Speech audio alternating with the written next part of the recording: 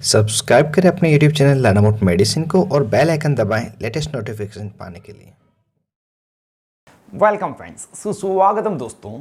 आज के इस वीडियो में हम स्किन पर होने वाली समस्याओं जैसे खुजली, रूखापन, जलन, सूजन, दर्द तथा दाने होना आदि को ठीक करने के लिए प्रयोग लाई जाने वाली एक क्रीम के बारे में जानेंगे, जो क्रीम फंगस तथा बैक्टीरिया दोनों द्वारा होने वाले मिक्स्ड इन्फेक्शन को भी ठीक करने में सक्षम है। वह क्रीम है क्लोबेटासोल, नियोमाइसिन तथा माइकोनाजोल का कॉम्बिनेशन। हम जानेंगे इस क्रीम में यह तीनों ही दवाइयाँ क्या है, ये किस तरह से कार्य करती है, इस क्रीम का प्रयोग किन किन बीमारियों को ठीक करने के लिए लिया जाता है, क्या इस क्रीम के साथ कुछ अन्य दवाइयाँ भी प्रयोग ली जाती है, इस क्रीम को लगाने पर क्या क्या साइड इफेक्ट हो सकते हैं, और भी इससे जुड़ी हुई कई अन्य महत्वपूर्ण जानकारियाँ इस वीडियो में हम जानेंगे। इस कारण से वीडियो को अंत तक देखें जिससे कि आपको पूरी जानकारी इस क्रीम के बारे में मिल सके। मैं हूं आपको होस्ट मोहित आदिज, आप देख रहे हैं अपना YouTube channel learn about medicine. चलिए आज भी कुछ नया सीखते हैं।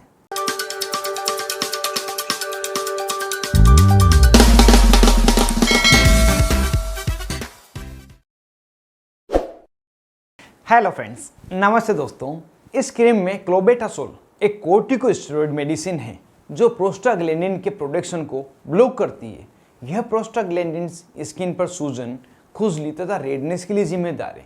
जब प्रोस्टाग्लैंडिन्स नहीं बनते हैं तो स्किन पर होने वाली सूजन तथा रेडनेस ठीक हो जाती है। नियोमाइसिन एक एमिनोग्लाइकोसाइड एंटीबायोटिक दवा है जो बैक्टीरिया में प्रोटीन के बनने की प्रक्रिया को रोककर बैक्टीरिया द्वारा होने वाले इन्फेक्शन को ठीक करता है। तथा माइकोनाजोल यह एक एंटी फंगल मेडिसिन है जो फंगस में एंजाइम 14 अल्फा स्टेरोल डाइमिथाइलेज को बनने से रोकता है, जिससे कि फंगस में एर्गोस्टेरोल नहीं बन पाता और फंगस द्वारा होने वाला इन्फेक्शन धीरे धीरे ठीक हो जाता है। इस तरह से इस क्रीम में तीनों ही दवाइयाँ कार्य करती है। इस क्रीम में अगर तीनों ही दवाओं के स्ट्रेंथ की बात करें तो इसमें क्लोबेटासोल 0.05%, माइकोनाजोल 2% तथा नियोमाइसिन 0.5% वेट बाई वेट की स्ट्रेंथ में मिलाई जाता है।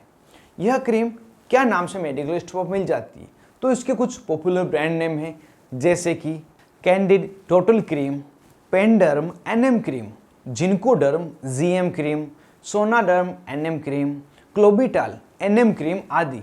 इनमें से किसी भी नाम से अगर यह क्रीम आपको मिले उसे आप ले सकते हैं। सबका एक जैसा ही असर होता है और इस कंपोजिशन की कोई अन्य ब्रांड की क्रीम भी अगर आपको मिले तो उसे भी आप ले सकते हैं। बस एक ही बात ध्यान रखनी है, सभी क्रीम का कंपोजिशन समान ही होना चाहिए।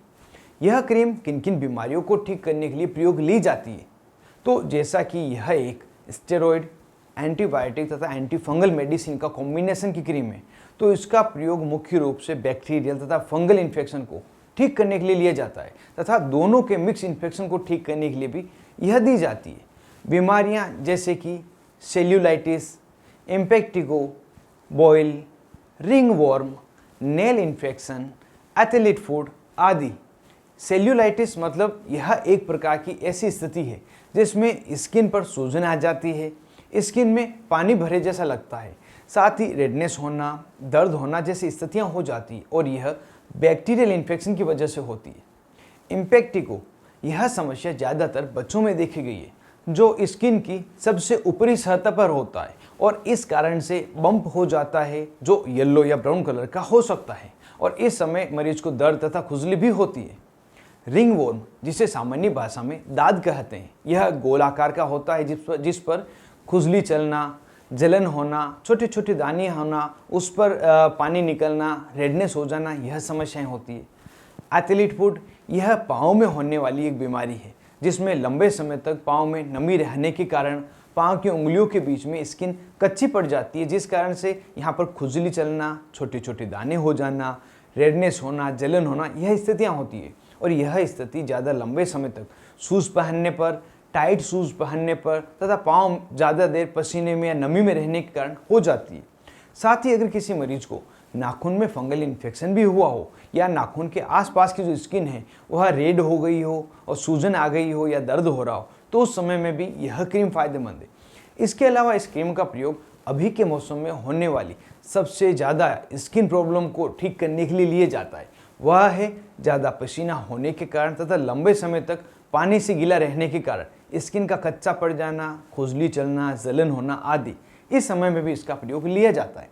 तो इस तरह से अलग अलग बीमारियों में इस क्रीम का प्रयोग डॉक्टर द्वारा लिया जाता है। यह क्रीम लगाने पर क्या क्या साइड इफेक्ट कर सकती है? तो सामान्य साइड इफेक्ट में जिस जगह पर इस क्रीम को लगाया है वहाँ पर जलन होना, खिंचाव होना, लंबे समय तक इसका प्रयोग लेने पर स्किन का पतला हो जाना, और जिन समस्याओं को ठीक करने के लिए इसका प्रयोग लिया है जैसे रेडनेस को ठीक करना, खुजली के लिए सूजन, यह सभी बढ़ जाती है। इस तरह से अलग अलग तरह की साइड इफेक्ट देखे गए हैं। अगर ये या इसके अलावा दूसरे कोई भी अनडिजायरेबल इफेक्ट मिले तो तुरंत ही अफेक्टेड एरिया को साफ पानी से धोएं और तुरंत अपने नज़दीकी अस्पताल में डॉक्टर से मिलें। अब जान लेते हैं इस क्रीम को किस तरह से तथा कितने दिनों तक लगाया जाता है तथा क्या इसके साथ कोई और दवा देने की आवश्यकता पड़ती है। तो इस क्रीम को अफेक्टेड एरिया पर सुबह तथा शाम दिन में 2 बार पतली सी लेयर लगाने की सलाह दी जाती है। क्रीम लगाते समय एक सवाल जरूर से दिमाग में आता है कि क्रीम की कितनी मात्रा एक बार में लेनी चाहिए, एक बार में लगानी चाहिए। तो क्रीम की कितनी मात्रा लेनी है वह शरीर के किस हिस्से पर क्रीम आप अप्लाई कर रहे हैं उस पर डिपेंड करता है। सामान्यतः क्रीम की जो मात्रा ली जाती है उसे फिंगर टिप द्वारा मापा जाता है।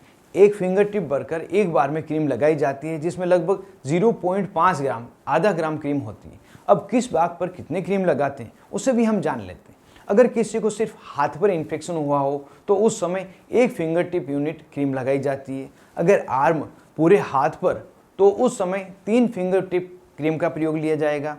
अगर फुट पर मतलब पैर पर हुआ है तो 2 फिंगर टिप यूनिट का प्रयोग लिया जाएगा। एक लेग पर, पूरी टांग पर अगर हुआ है तो 6 फिंगर टिप, चेहरे तथा गर्दन पर हुआ है तो 2.5 फिंगर टिप, छाती, पेट, पीठ तथा कमर इन सब में एक साथ हुआ है तो 14 फिंगर टिप, और अगर पूरी बॉडी पे, पूरे शरीर पे हुआ तो 40 फिंगर टिप क्रीम का प्रयोग लिया जाता है। इस तरह से कितनी क्रीम लगाई जाती है यह पता किया जाता है। अब जानते हैं क्या इस क्रीम के साथ में कोई टेबलेट लेना भी आवश्यक है। तो अगर इन्फेक्शन शुरुआती हो, ज़्यादा समस्या नहीं हो तो उस समय यह क्रीम लगाना ही सफिशिएंट रहता है। और अगर इन्फेक्शन थोड़ा पुराना है, ज़्यादा है, तेज़ खुजली चल रही है, जलन हो रही है तो उस समय कुछ एडिशनल टेबलेट दी जाती है जिसमें लीवोसेटेरिजिन या सेटेरिजिन टेबलेट प्रमुख होती है। इन दोनों में से कोई भी एक टेबलेट दी जाती है। और एंटी फंगल टेबलेट के रूप में जो फंगल इन्फेक्शन को ठीक करती है, फ्लूकोनाजोल 150 मिलीग्राम टेबलेट हफ्ते में 1 दी जाती है। और इस तरह से इन्फेक्शन का पूरा इलाज किया जाता है। इस क्रीम का प्रयोग बच्चों में, वयस्क में तथा बुजुर्गों में सभी में किया जा सकता है। लेकिन यदि किसी बच्चे की उम्र 5 साल से छोटी है तो उस समय इस क्रीम का प्रयोग नहीं करें क्योंकि इसमें मिलाया गया स्टेरॉइड क्लोबेटासोल हायर स्टेरॉइड है और बच्चों में माइल्ड स्टेरॉइड का ही प्रयोग लिया जाता है। इन सभी बातों का ध्यान रखकर आप इस क्रीम का प्रयोग करें। और इसी के साथ हमने पूरी जानकारी इस क्रीम के बारे में जान ली है जो स्किन पर होने वाले बैक्टीरियल तथा फंगल दोनों ही प्रकार के इन्फेक्शन को ठीक करने के लिए सक्षम है। आज के इस वीडियो में बस इतना ही। मिलते हैं किसी नए वीडियो में, नई दवा, नए टॉपिक के साथ में। तब तक के लिए स्वस्थ रहें और मस्त रहें।